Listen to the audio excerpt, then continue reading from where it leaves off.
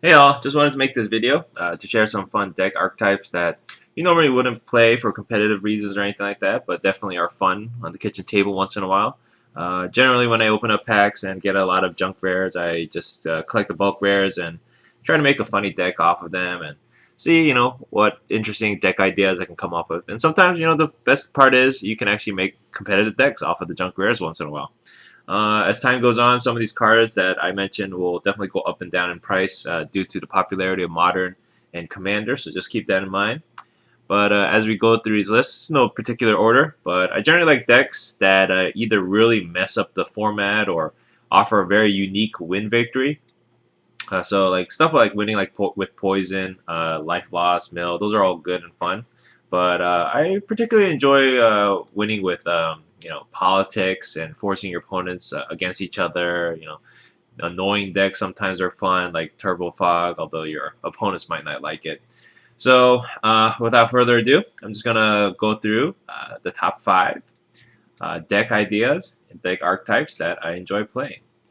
So, number 1, it comes out to flip coin decks. I choose a lot of cards that definitely flip coins. It forces your opponents and forces you to flip coins, so the entire deck is actually flipping coins. Of course, some people might find this annoying because you're not playing Magic, you're just flipping quarters all the time.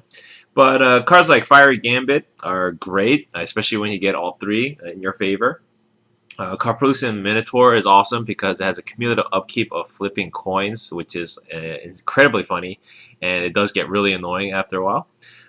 Quark Stomach definitely helps you out when you are flipping coins all the time, so those are good additions. And the original, I think the original one that got me into this deck idea was Goblin Bomb. It's just a funny card. It comes out turn 2. And it's a time bomb basically, and your opponent's going to be doing whatever they can to get rid of it. Next up, we have You Win the Game cards. There's not as many You Win the Game cards, but those cards are always fun. So whenever a card like that does pop up in a new set, I always take notice because generally you make a lot of deck ideas off of them. In terms of the cheapest ones that I've seen that seem to work pretty well are Biovisionary. I've had good decks with Biovisionary, and you can really surprise a lot of people with this card, mainly because the win condition comes at the end of your turn and not at your upkeep. So players actually have to respond really quickly with at least instant speed or abilities to force you to not win the game. So Biovisionary is really good. Azure Electrocutors were pretty good too. I tried them out in the Turbo Fog deck, and they worked out pretty well. And people try to kill them off, but if you got good protection, you can win games pretty well with that. Helix Pinnacle is also a very good card because of the Shroud. Not that many people play mass enchantment removal, not that I know of. So Helix Pinnacle usually goes untouched in most games, and it's a pretty fun card because you're racing the clock to win, and everybody's trying to kill it off before you win the game. And of course, when Laboratory Maniac was spoiled, I fell in love with that. It was definitely a fun card. It just totally changes the way that you play Magic, and it's always fun to make decks off of that to self-mill yourself. So try those out. Next up, we have what is known as group hug decks. These are Magic decks that are mainly meant for multiplayer, and they are cards. They play cards that benefit your opponents, and you're basically pitting your opponents against each other. And this is where a lot of politics come in. So if you're a Magic player who's kind of social and kind of bold when you're playing, these are the decks for you because you can actually, force your opponents to attack each other because you're going to give them something out of it, or you can threaten that you can give somebody else life, so they won't attack you. Things like that, and a lot of fun games can come out of this. Sometimes your opponents may not like it being manipulated like that, but it's definitely fun to play at least once and see what type of decks you guys come up with. Try out cards like Questing Fildegriff. Is always a fun card. Now you get to play as a hippo, that's one thing. But definitely instant speed, giving your opponent's life and whatnot is always fun. The Hunted Cycle from Ravnica are good cards because they give your opponents good creatures, and they can use them to attack your opponents. If you have stuff like Propaganda out, they'll hesitate to attack you with those little 1/1s and so forth. So there's no point in attacking you. Cards like that. It's fun stuff. Consider trying making a group hug deck for your next Magic night. Next up, we have any deck that has Omniscience and Enter the Infinity. Yes, Omniscience has definitely gone up in price recently because it is a pretty powerful enchantment.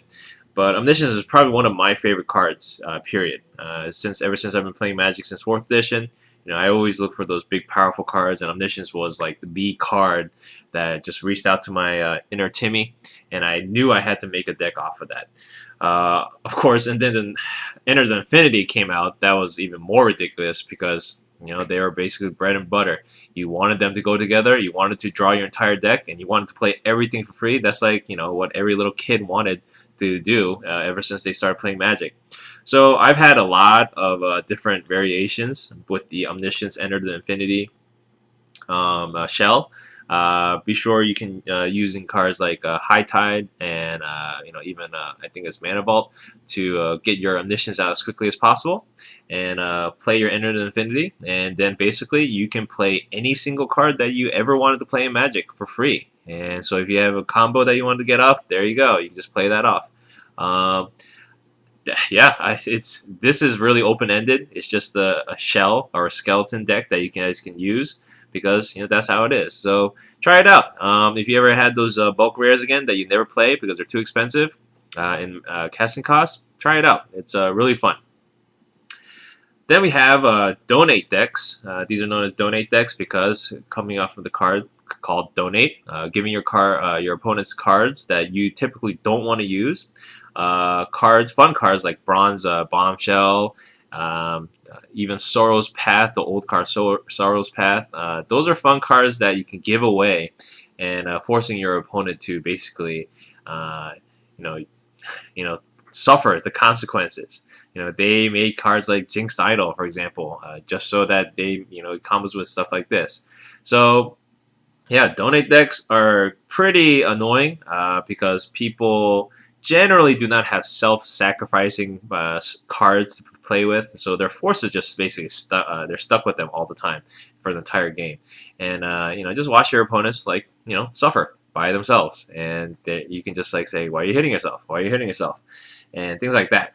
So Bizarre Trader is always good. And then once in a while, if they bring out a big creature to attack you, you just take it from them with active treasons and things like that, and use them against them again. So donate decks, always fun, not so much for your opponents. Then last but not least, we have what is called confusing decks, or just annoying decks to play with. These decks use cards that usually have huge rules text on them, such as Knowledge Pool and Omen Machine. These are cards that you will have to look at probably more than once to really see what goes on. I actually made a Knowledge Pool deck because I was getting so many of them when I was opening up those boosters. But I actually found a deck to work with it. I put in a lot of 0 casting cost cards, just like those junk artifacts and things that make you draw cards and look at your opponent's hands. Closet Gix is always fun. Things like that. Basically, you're making a deck full of junk so that you don't care about playing your cards, and plus they're cheap.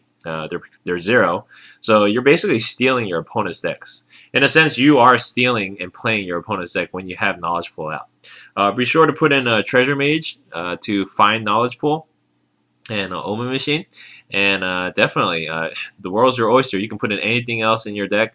Put all this junk, force your opponents to play your junk, and then basically you play their cards. So it's another one of those decks where people have no idea what's going on. You're having fun, and then they are just suffering. So again, all these decks, I don't mean to be a total troll all the time, but it's fun once in a while to play these weird decks that nobody normally plays. And next time you guys play your kitchen table games, try them out, especially when you have all these bulk rares. Hope you guys enjoyed this video, and thanks for watching all my previous videos for a while. Please subscribe and like if you like this video, and definitely let me know if you guys have any other desires and wants, and I'll see what I can do. See you guys next episode.